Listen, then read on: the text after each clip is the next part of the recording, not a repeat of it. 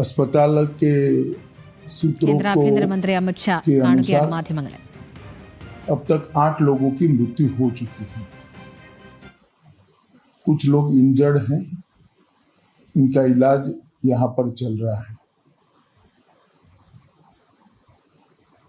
हम सभी एंगल को खुला रखते हुए इसकी गहन जांच शुरू कर दी है।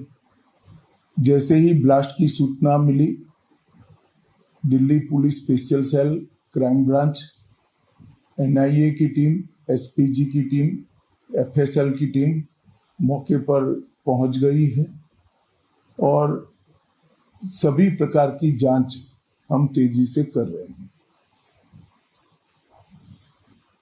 कुछ ही समय में मैं आशा करता हूं कि धमाके का कारण क्या है उसके निर्णय पर हमारी एजेंसियां पहुंच जाएगी और एफएसएल की सीनियर मोस्ट टीम भी यहां पर पहुंची।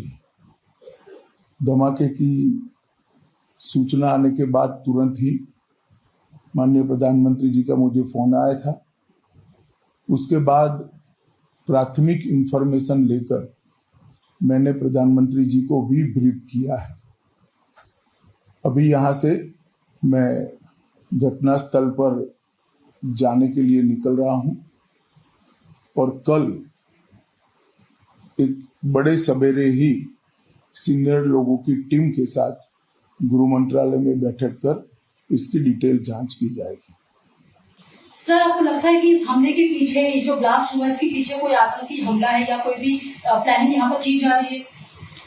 देखिए, हम सभी एंगल्स को ओपन रखकर सभी दृष्टि से जांच कर रहे हैं।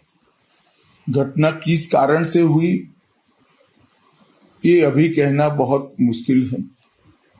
जब तक विस्फोट के स्पॉट पर से जो स्पेसिमेंट्स मिलेंगे, इसका जब तक एफएसएल का एनालिसिस, एनएसजी का एनालिसिस नहीं होता, इसके बारे में कुछ भी कहना दिक्कत है। मगर हम किसी भी एंगल को बंद नहीं मानते हैं। सभी एंगल का हम दृढ़ता के साथ आगे जांच करेंगे। धन्यवाद। കേന്ദ്ര ആഭ്യന്തരമന്ത്രി അമിത് ഷാ ആശുപത്രി സന്ദർശിച്ചതിന് ശേഷം മാധ്യമങ്ങളെ കാണുകയായിരുന്നു. പ്രധാനമന്ത്രി അദ്ദേഹത്തെ വിളിച്ചു, സംസാരിച്ചു, സ്ഥിതിഗതികൾ വിലയിരുത്തി എന്നാണ് അദ്ദേഹം പറഞ്ഞിട്ടുള്ളത്. സ്ഫോടനത്തിൽ കൃത്യമായ അന്വേഷണം നടക്കും, എല്ലാ കോണിൽ നിന്നും അന്വേഷണം നടക്കും, CCTV ദൃശ്യങ്ങളും ഒക്കെ കേന്ദ്രീകരിച്ചുള്ള അന്വേഷണങ്ങൾ കൃത്യമായി നടക്കുമെന്നാണ് അദ്ദേഹം പറഞ്ഞിട്ടുള്ളത്. ആശുപത്രി സന്ദർശിച്ച് പരിക്കേറ്റവരെ കണ്ട് അവിടെ നിന്നുള്ള മുതിർന്ന ഉദ്യോഗസ്ഥരെ കൂടി കണ്ട് പരിശോധിച്ചു സംസാരിച്ചതിന് ശേഷമായിരുന്നു അദ്ദേഹം പറഞ്ഞിട്ടുണ്ടായിരുന്നത്.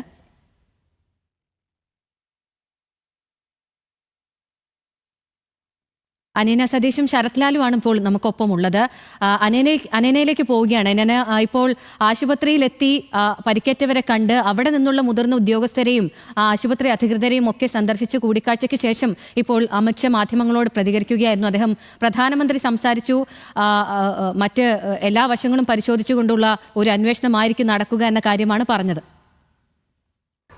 അതേ അഖില, എല്ലാ കോണുകളും കേന്ദ്രീകരിച്ച് അന്വേഷണം നടത്തും, കൃത്യമായ അന്വേഷണം തന്നെ നടത്തും. എന്താണ് സംഭവിച്ചത് എന്നുള്ള കാര്യത്തിൽ കൃത്യമായ ഉത്തരം കിട്ടുന്നതുവരെ അന്വേഷണം നടത്തും എന്നുള്ള കാര്യമാണ് കേന്ദ്ര ആഭ്യന്തരമന്ത്രി അമിത് ഷാ പറഞ്ഞിരിക്കുന്നത്.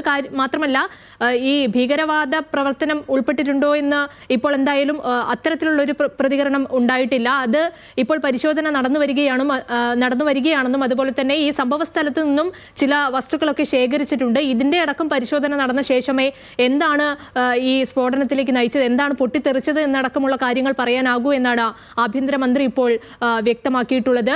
എന്തായാലും പ്രധാനമന്ത്രിയുമായും സംസാരിച്ചിട്ടുണ്ട്. അദ്ദേഹവും സ്ഥിതിഗതികൾ നിരന്തരം വിലയിരുത്തിക്കൊണ്ടിരിക്കുകയാണെന്നും കൂടി പറഞ്ഞു വെക്കുകയാണ്. എന്തായാലും ഈ ഡൽഹി പോലീസ് കമ്മീഷണറും അതുപോലെ തന്നെ ഡൽഹി പോലീസും NIAയും ക്രൈംബ്രാഞ്ചും അടക്കമുള്ള സംഘം ആയിരിക്കും ഈ സംഭവത്തിൽ അന്വേഷണം നടത്തുക. ഇതിനുശേഷം ബാക്കി കാര്യങ്ങൾ വ്യക്തമാക്കാം എന്നാണ് കേന്ദ്ര ആഭ്യന്തരമന്ത്രി ഇപ്പോൾ പ്രതികരിച്ചിരിക്കുന്നത്. എന്തായാലും ഇപ്പോഴും ഇനിയും ഈ ഓരോ മണിക്കൂർ പിന്നിടുമ്പോഴും ഈ മരണസംഖ്യ ഉയരുന്നു എന്നൊരു ആശങ്ക കൂടി നിലനിൽക്കുന്നുണ്ട്. കാരണം മരണസംഖ്യ ഉയർന്നേക്കാമെന്നൊരു കാര്യം നേരത്തെ തന്നെ ഉറപ്പായിരുന്നു. കാരണം അത്രയും തിരക്കുള്ളൊരു സമയത്താണ് ഈ ഒരു സ്ഫോടനം ഉണ്ടാവുന്നത് തന്നെ. മാത്രമല്ല ഈ പൊട്ടിത്തെറിച്ച കാറുകളിൽ തന്നെ എത്ര പേരുണ്ടായിരുന്നു എന്നതിൽ നിന്നും കൃത്യമായൊരു വിവരം നമുക്കില്ലായിരുന്നു.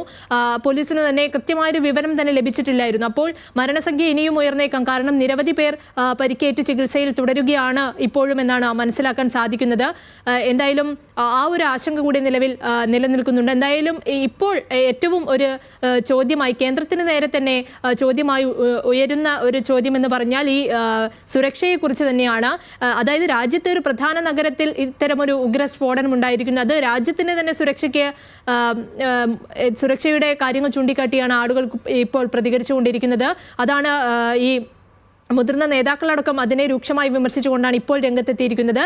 എന്തായാലും ആഭ്യന്തരമന്ത്രിയുടെ പക്കൽ നിന്നും ഇത്തരത്തിലൊരു പ്രതികരണമാണ് ഇപ്പോൾ ലഭിച്ചിരിക്കുന്നത്. അഖില.